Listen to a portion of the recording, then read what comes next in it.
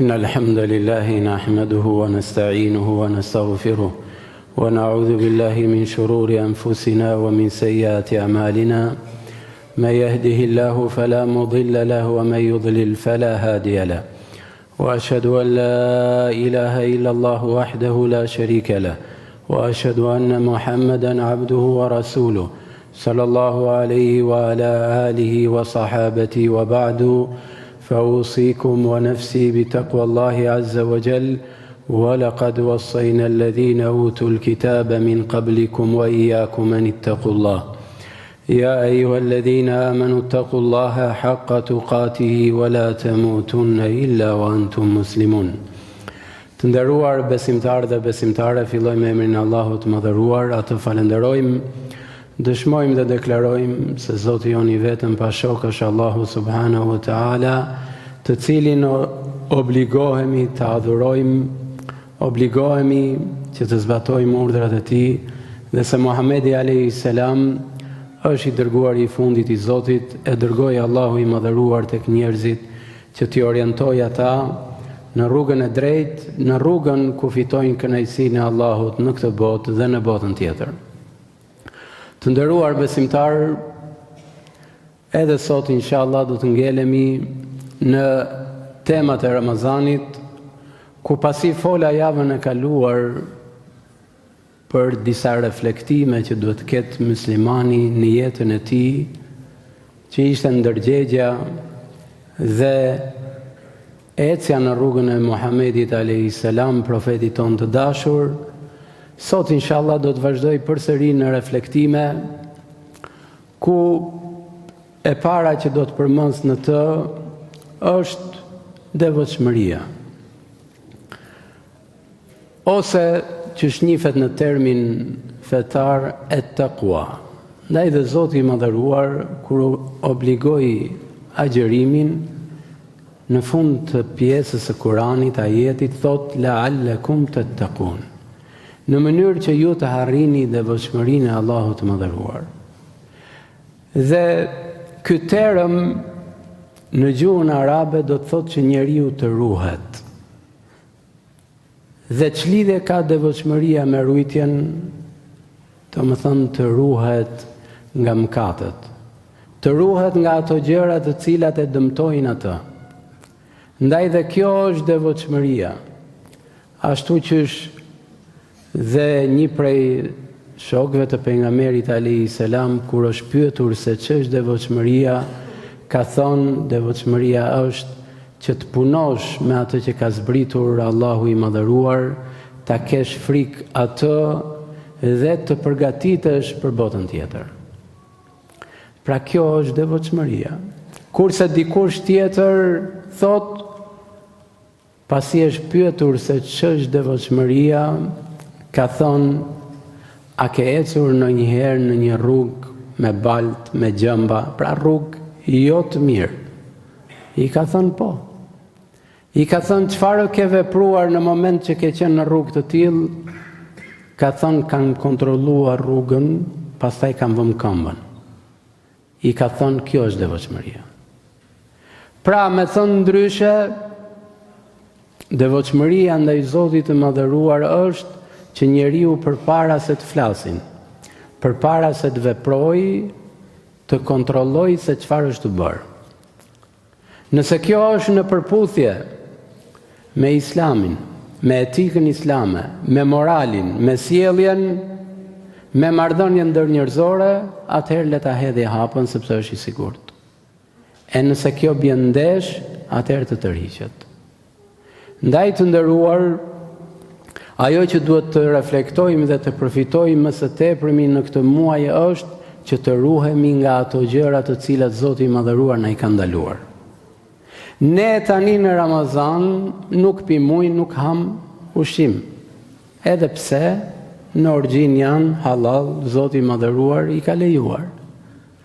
Ama sepse Zoti I Madhëruar të ka thënë kur agjeron nuk do t'i përdorësh, dhe ne ruhemi dhe themi o Zoti jon të përgjigjem. Po mirë, në jetën tonë, a I përgjigjemi Zotit ton kur ai na urdhëron, kur ai na obligon? Dhe s'ka dyshim se Allahu i madhëruar nuk na obligon dhe nuk na urdhëron vetëm për gjëra të cilat janë të mira dhe të dobishme për ne. Dhe nuk na ndalon vetëm nga ato gjëra të cilat janë negative për ne dhe për shoqërinë. Ndaj të nderuar, besimtari duhet ta ketë përgjigje ndaj Zotit të tij, kujdesin dhe rujtjen nga gabimet në të gjithë jetën e tij. Dhe jo thjesht të jetë diçka që në Ramazan ruhemi, mos pim ujë, mos ham ushqim, apo gjëra të cilat e prishin agjërimin, dhe në moment që mbaron agjërimi nuk ruhemi më dhe nuk jemi më të kujdesshëm. Pra kjo do të thotë që ne kemi agjëruar një agjërim i cili nuk ka lënë jetën tonë gjurmë. Një agjërim që rrim pa ngrënë papir. Ashtu që thot profeti alayhi salam që ka njerëz të cilët nuk përfitojnë nga agjërimi i tyre vetëm se etjen dhe urin. Ashtu që ka njerëz të cilët nuk përfitojnë prej namazit të tyre vetëm se lodhjen. Ndaj të nderuar, të përpiqemi që këto adhurime të lënë gjurëm në vetët tona, të lënë gjurëm në jetën tonë. Dhe pikërisht është pra devotshmëria, është që besimtari duhet të ruhet dhe të jetë i kujdesshëm. Ndaj dhe Allahu i mëdhëruar në shumë ajete kuranore na urdhëron që të jemi të tillë. Ai shumë sa që profeti alayhi salam në disa prej ligjëratave të tij i fillonte ligjëratën duke lexuar 3 pjesë të Kuranit, ku të treja këto e urdhërojnë njeriu që të jetë i devotshëm dhe të vazhdojë në rrugën e Allahut subhanahu wa taala, në rrugën e besimit derisa të dalë nga kjo jetë. E nëse ne nuk përfitojmë devotshmëri nga muaji i Ramazanit, nga agjërimi, do të thotë që ne kemi pasur një agjërim fizik, thjesht nuk kemi ngrënë dhe nuk kemi pirë. Ama ky agjërim nuk ka ndikuar në jetën tonë, nuk ka ndikuar në mënyrën se si sillemi, në mënyrën se si veprojmë. Ndaj dhe besimtari duhet që ta bëj agjërimin një shans të mirë për të që të vazhdojë dhe pas Ramazanit të jetë i kujdesshëm, të ruhet nga ndalesat që Zoti i madhëruar na ndalon. Kjo nuk do të thotë të nderuar që njeriu nuk do të gabojë. Kjo nuk do të thotë që njeriu diku dhe mund të rrëshqasin. Por se alhamdulillah, mëshira e Zotit është e madhe për atë që kthehet, për atë që pendohet. Ndaj dhe Zoti i madhëruar thotë: "Wa tubu ila Allahi jami'an ayyuhal mu'minuna la'allakum tuflihun." Pendohuni të gjithë ju o besimtarë dhe kthehuni tek Zoti juaj që të shpëtoni. Gjithashtu Zoti i madhëruar i thret ata njerëz të cilët kanë bërë shumë mëkate, shumë gabime, shumë faje. Pra e kanë rënduar shumë, s'kan lënë gjë pa bërë. Ndaj dhe thot, për ata të cilët kanë harrit në këtë situatë, la taqnatu min rahmatillah. Inna Allaha yaghfiru dhunuba jami'a. Pra ju të cilët keni harritur dhe keni shkelur në mëkate dhe keni bërë shumë, mos i humni shpresat tek Allahu i mëdhëruar, sepse ai i fal mëkatet. Ai ta pranon pendimin. Por se çfarë kërkohet? Kërkohet që ne të kthehemi, ne të pendohemi sinqerisht dhe të heqim dorë nga ato vepra të gabuara të cilat kemi bërë. Për këtë arsye, nëse do të vrejmë në jetën e disa prej njerëzve të cilët kanë qenë dhe figura shumë të larta dhe të devotshëm, si shembulli i disa prej shokëve të pejgamberit alayhi salam, përpara Islamit kanë bërë shumë gjëra negative. Aq sa prej tyre kanë pas që kanë dëshiruar dhe janë përpjek të vrasin profetin Muhammed alayhi salam. Kanë vrarë dhe besimtar, kanë torturuar besimtar. E jo më me fol pasaj se është marrë me drogë, apo ka qenë pianec, apo ka bërë veprime të cilat janë të rënda. Dije se dera e Allahut të madhëruar është e hapur për çdo kënd i cili dëshiron që të futet në atë derë. Dhe ai cili nuk dëshiron, mos të qortoj vetëm se veten e tij, dhe kur të dali përpara Zotit të tij, do ta gjejë atë që ka vepruar, dhe ndoshta Zoti i madhëruar që në këtë dynja e ndeshkon. Së dyti të nderuar, duhet të reflektojmë nga Ramazani që njeriu mos të arsyetohet me gjëra të cilat nuk janë reale. Pra shumë herë kur i thoj dikujt që pse nuk falesh, thot vallai, kena angazhime, kena punë. Piles dëgjojmë dhe shprehjen që puna është adhurim, kështu që duhet me punuar. E kush tha se nuk duhet me punuar? E kush tha që ai i cili falet nuk punon? Kush tha që ai i cili falet është një njeri parazit? Jo. Përkundrazi, ai i cili e fillon ditën e tij me namazin e mëngjesit dhe pastaj del në punë, ai ka bereqetin dhe mirësinë. Sepse që sot profeti alayhi salam, në mëngjes është bereqeti, është mirësia. Dhe nuk është mirësia që njeriu të flerë mëngjes. Ndaj dhe sot shoqëria ose njerëzit flenë para dite dhe pastaj shohin ëndra të bukura dhe mendojnë se ndërtohet jeta, fitohet xheneti me ëndra. Pra të nderuar, njeriu nuk duhet të arsyetohet për gjëra të cilat nuk janë reale. Njeriu e kupton në Ramazan se ai ka shumë mundësi. E kupton në Ramazan se ai është i gatshëm që të thyejë atë rutinë ditore që ai ka ndërtuar në jetën e tij. Pra sa prej nesh nuk shkojnë dot në punë dhe nuk bëjnë dot diçka pa pirë kafe në mëngjesit. Për këtë arsye, para punës kalojmë te kafja. E lejuar, nuk ka problem që mos keq kuptohemi. Mirë, tani në Ramazan nuk shkon te kafe. Do të thotë që ke mundësi të rrish dhe pa kafe. Ai i cili është provuar dhe konsumon alkoolin, gjithë muajin e Ramazanit nuk pi alkool, do të thotë që ke mundësi mos pish. Pra kur i themi ne në atë shprehjen tonë, nuk bëhet qameti. Ke mundësi me fal namazin ashtu që she gjën mundësin dhe Ramazan. E ke mundësi për shumë gjëra të tjera, të cilat jashtë Ramazanit arsyetohesh. Thosh vallai angazhimet, puna, po shif se jena pak pa qef, po shif kjo, e nuk e lëm dot, e shoqëria, e miku, e ky, e ai. Po mirë, në Ramazan si patë mundësi që i le? Do të thotë që është e mundur.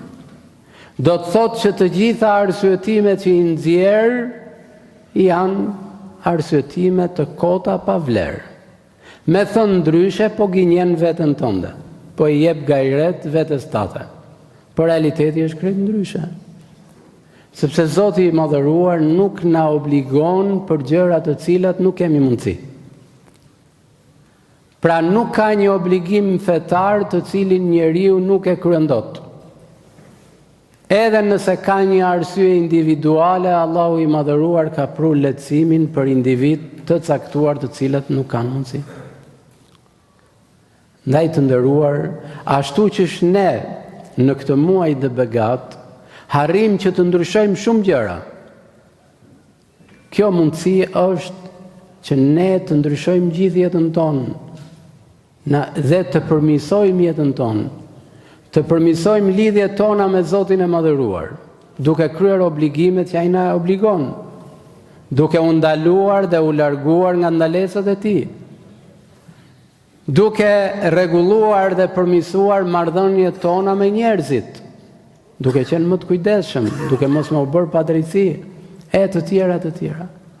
Pra gjëra të cilat i kemi mundësi, Po jashtë Ramazanit arsyetohemi se nuk kemi mundësi dhe në Ramazan shprehemi qartë që ne kemi mundësi. Ndaj njeriu ka shumë mundësi. Allahu i madhëruar njeriu t'i ka dhënë shumë mundësi dhe shumë hapësira. Por se jemi ne ata të cilët nuk i shfrytëzojmë këto mirësi që na ka dhënë Allahu i madhëruar. Qoftë kjo për në adhurimet që t'i afrohemi tek Zoti jon, qoftë kjo edhe në jetën tonë.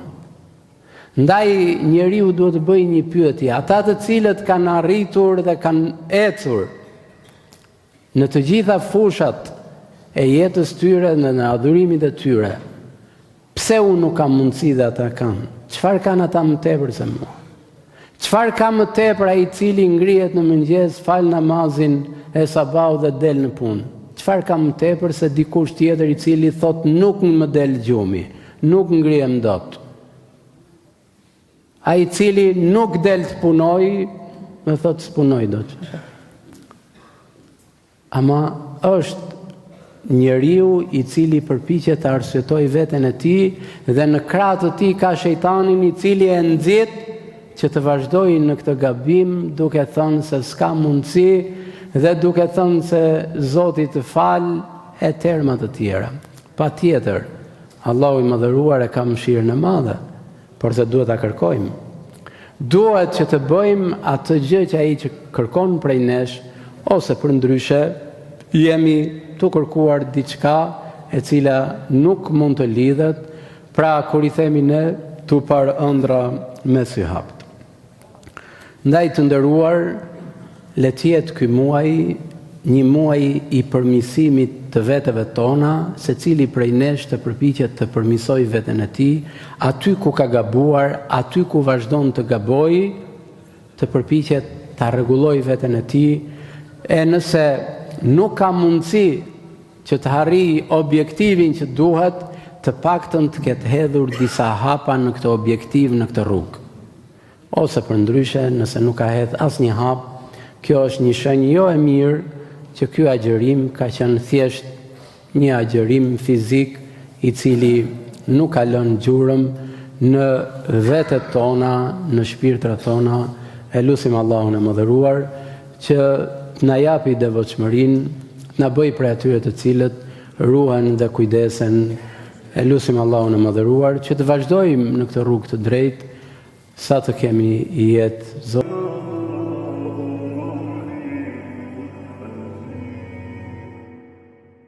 Alhamdulillahi Rabbil Alamin, wa salatu wa salamu ala Rasulillahi l-Amin, wa ba'd. Nderuar besimtar, efektimi i tretë për sot është që Ramazani na mëson të kemi durim, të kemi sakrificë, të kemi përmbajtje. Pra, agjëruesi agjëron dhe sidomos në ato ditë të cilët janë vap, pra janë të vështira që të agjërojë, e shikon ujin me sy, po e përmban veten e tij, sepse i thot vetes tij, unë jam me agjërim dhe Zoti ma ka ndaluar që të pi ujë. Pra e përmban veten. Po pyetja është, jashtë Ramazanit, e përmbajmë veten nga ndalesat e Zotit? A kemi durim jashtë Ramazanit? A bëjmë durim? Apo thjesht kjo është një kohë të caktuar dhe kaq. Ndaj dhe një prej gjërave që agjëruesi duhet të ketë kujdes kush është, që të ruaj moralin e tij, sjelljen e tij.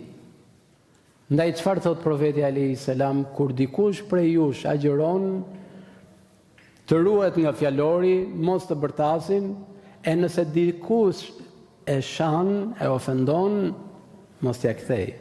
Po t'i thuj atij që unë agjeroj. Pra e përmban veten, e kontrollon veten.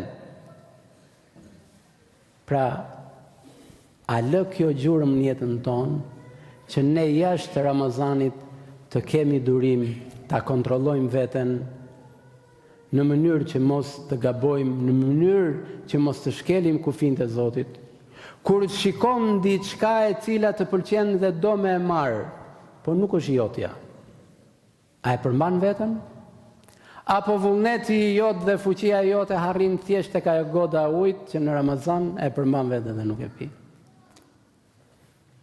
Kur shikon që një person I cili është në hall dhe do me zgjidh një problem dhe të vjen tek zyra që punon në administrat ku mund të jesh, a abuzon me të, a e përmban veten sepse ndoshta kolegu jot rishfetin e ka, ditë për ditë shkon në shtëpi me 100.000 lekë, 200, këta në fukarenjë se ka që shkojnë e më tepër.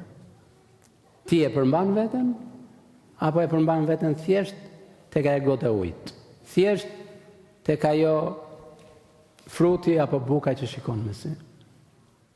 Pra kjo është devotshmëria të nderuar. Ti a e përmban veten kur shikon një haram e cila të pëlqen? Nuk është jotja, u krye, s'ke lidhje. Allahu I madhëruar nuk ta ka bërë halal, mbaroj, mos u lodh, përmbaje veten, bëj durim. Kur të ndodh një sprov në jetën tënde, a bën durim? Apo janë ato shprehje që dëgjojmë ndonjëherë nga njerëzit, pse Zoti ma bëri kështu, e çfarë kam bërë unë, e kujt I kam bërë keq unë, e unë kështu, e pse Zoti më ka bërë padrejtësie. Pra s'po bën durim. Pra ndaj agjërimi na mëson që të kemi durim në jetën tonë, të kemi sakrificë, sepse jeta është ndërtuar e tillë, me sprova, me sakrifica, me vështirësi. Kush më shumë e kush më pak, të gjithë kanë një pjesë prej sprovave, prej sikleteve. Pra nuk ka njeri që nuk ka një dert, nuk ka një siklet. Ai që ti mendon se nuk ka halle, ndoshta ai ka hallet e dynjas. Ai cili e shikon që ka pasuri, ka shtëpi, I ka gjitha, ndoshta ka halle që nëse do t'i kishje ti do thosh elhamdulillah, më mirë I varfër se sa të kem ato halle. Pa a bëjmë durim në jetë?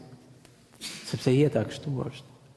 Ndaj dhe Allahu I madhëruar në Kur'an na thot letubleun fi amwalikum wa anfusikum.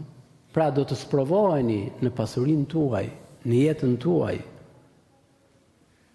Gjithashtu në një ajet tjetër kuranor na shpjegon akoma më tepër disa hollësi që njeriu do të sprovohet në pasurinë e tij, do të sprovohet në jetën e tij.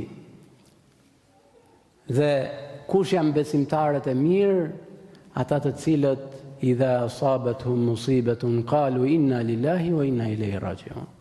Pra kur I ndodh një fatkeqësi, ata I thon Zotit të madhëruar, ne tek ty jemi dhe tek ty do të kthehemi dhe bëjnë durim. Ndaj dhe ajeti kuranor mbyllet dhe thotë wa bashiri sabirin. Përgëzoi durimtarët me mirësi të mëdha. Ndaj dhe në një ajet tjetër thot innama yuwaffas sabiruna ajrahum bighayri hisab.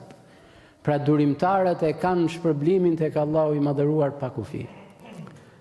Ndaj të nderuar, le të jetë agjërimi I Ramazanit një reflektim tek ne.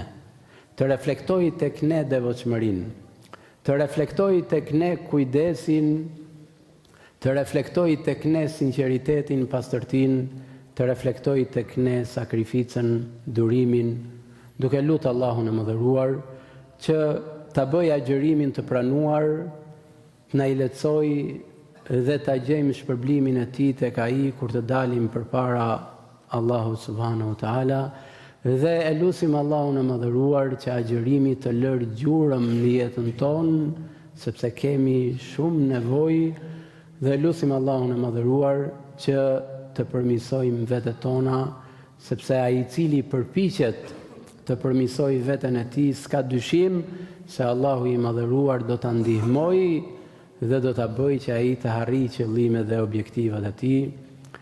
Dhe së fundmi të nderuar, Zoti ju nderoft. Allahumma salli ala Muhammad wa ala ali Muhammad kama sallaita ala Ibrahim wa ala ali Ibrahim innaka Hamidun Majid.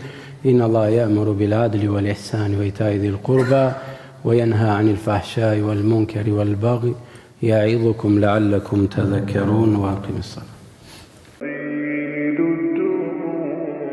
سبيلا